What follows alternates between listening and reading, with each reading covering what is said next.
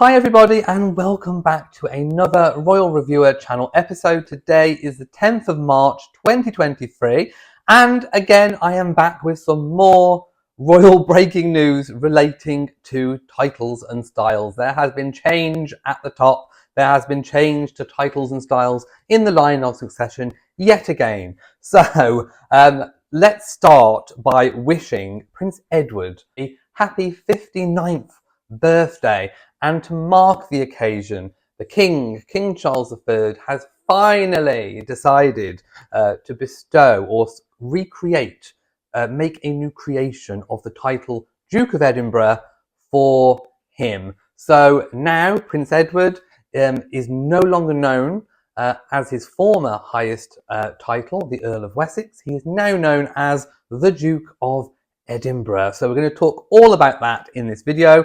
Of course, if you do have any questions about anything, please leave a comment and I will try to answer in the comments, or I will do a follow-up video.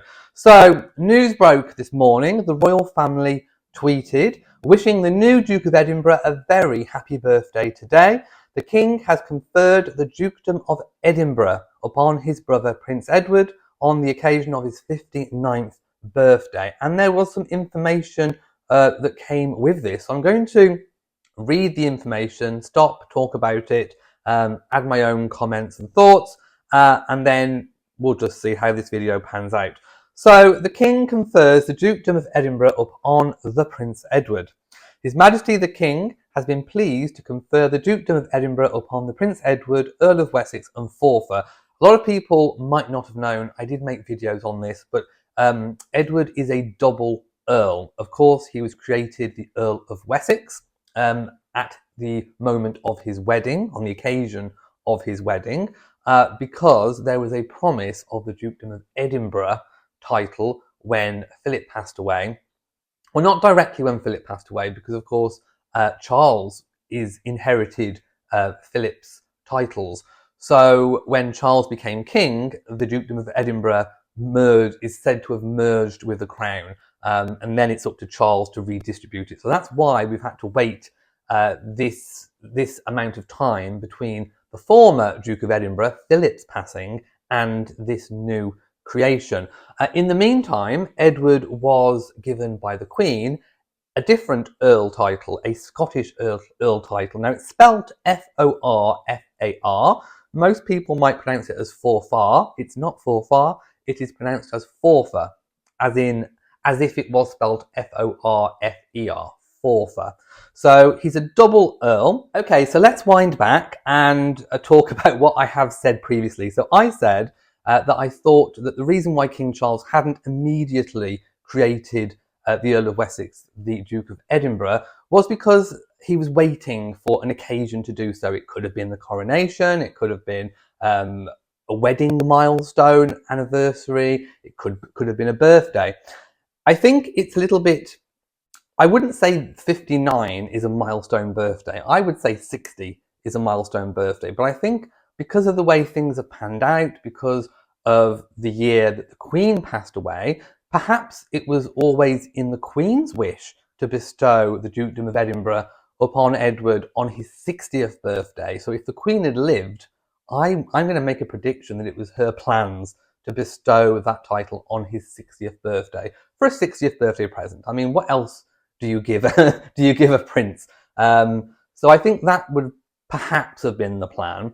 Now, obviously, we've had a change of monarch and we've got the coronation coming up, so it makes sense for Edward to have the Dukedom of Edinburgh and go into the coronation as a royal duke.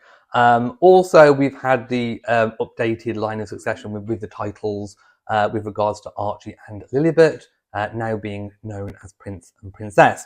So it kind of makes sense with the timing. I don't think there's anything weird going on with the timing. I just think it doesn't make sense to wait until he is 60. Right, let's get back to the official announcement. The title will be held by Prince Edward for His Royal Highness's lifetime. So this creation is not a creation that can be passed down through his line. Titles, once they revert back to the crown, then have to be redistributed, recreated, as they say. So the Dukedom of Edinburgh has actually merged back to the crown 3 times before, and now this is the 4th creation. During any new creation, new sort of rules can apply to the title. So in this instant, it is just for Edward's lifetime. It is not hereditary. The palace continues. The dukedom was last created for Prince Philip in 1947 upon his marriage to Princess Elizabeth, who held the title of Duchess of Edinburgh before acceding to the throne in 1952. The new Duke and Duchess of Edinburgh are proud to continue Philip's legacy of promoting opportunities for young people of all backgrounds to reach their full potential. And I think that was really important for the royal family to put in there, because Edward, of course, has become synonymous. He's had so much work with his late father's, the Duke of Edinburgh scheme, which of course helps support young people. So I think that's something that we all knew that he was going to carry on doing. It's something that we knew he was going to be involved with going into the future. So I think that was quite fitting to include. There is some background information as well.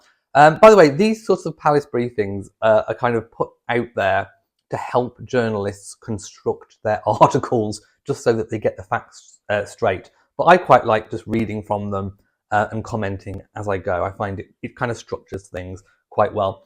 So His Royal Highness was created Earl of Wessex in 1999 on the occasion of his marriage to Miss Sophie Rhys-Jones. I remember watching it on TV.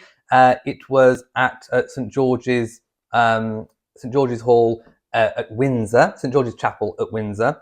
In 2019, Queen Elizabeth II granted the Earl of Wessex the additional title of the Earl of Forfar on the occasion of His Royal Highness's 55th birthday. Like I say, I think the Dukedom of Edinburgh was going to be planned to be conferred for his 60th, but that obviously did not work out.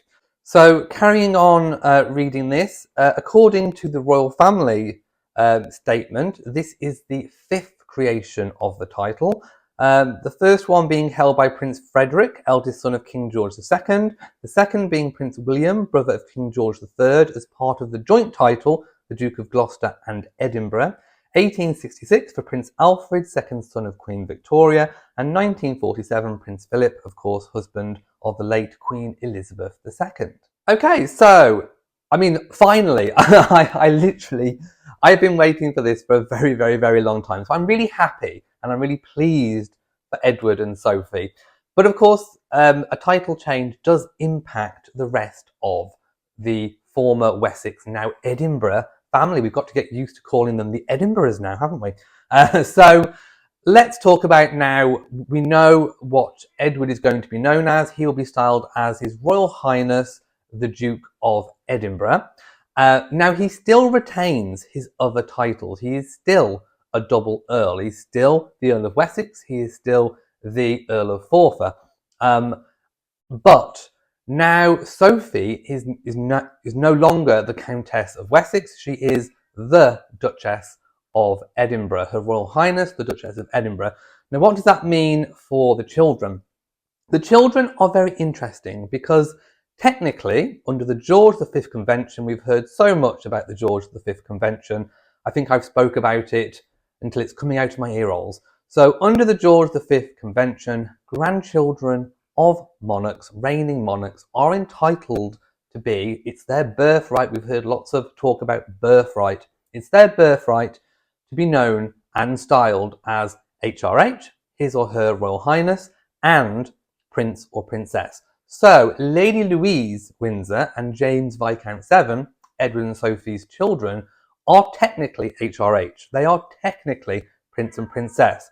But unlike Harry and Meghan, Edward and Sophie decided and chose, when they were small, not to take up those titles. They're still entitled to them. It's still their birthright. Even now that there has been a change of monarch. They were born, when the children were born, they were born under Elizabeth II. Therefore, their birthright is from that point. Just because they haven't taken up those titles doesn't mean that those titles can't apply. Now, of course, King Charles could issue new letters patent limiting titles and styles of grandchildren of monarchs. So, potentially Archie and Lilibet could lose those titles if Charles decides. I don't think he will. But that would also, of course, impact James Viscount Severn and Lady Louise and their entitlement to those as well. I don't think he will, however, but of course, as with everything, as with lots of royal watching, you have to kind of just wait and see. So they are entitled to be Prince and Princess. If they had have taken up those titles and styles, they would have been Prince and Princess of Wessex and Forfar. However, since they haven't, Lady Louise has always been styled as Lady Louise Mountbatten Windsor, and James has always been styled as his father's subsidiary title, Viscount Severn. So now that there is a change and Edward is a Duke, James can change his title. He can kind of upgrade his subsidiary title. Now, the highest, or I suppose the Earl of Wessex and the Earl of Forfar are very similar in ranking. One title doesn't sort of outrank the other. So we go with whichever title Edward was given first, which of course is Wessex. So although Edward himself is still the Earl of Wessex, his son, formerly James Viscount Severn, can also call himself the Earl of Wessex. So the is a proper usage. I'll pop a picture on the screen if I haven't already. In the line of succession on the Royal Family website, they list him as the Earl of Wessex. It doesn't mean that Edward is no longer the Earl of Wessex. It just means that James is using it in a subsidiary way. Now, of course, when Edward does eventually pass away, the Dukedom of Edinburgh will go back to the Crown, and that is expected to perhaps be redistributed by William to one of his children, which is most likely to be Louis. So I would imagine it's kind of been mooted for Louis. I think the reason for that is because, when in 1999, when the decision was made that Edward would inherit the Dukedom of Edinburgh, he was much closer up the line of succession. Now, with the birth of William's children and then potentially George's children, if he does have any, he's only going to slip further and further and further down the line of succession. And then a very, very important dukedom will kind of almost just kind of fizzle out, if you like, until eventually it would revert back to the crown if any of Edward's descendants did not have children.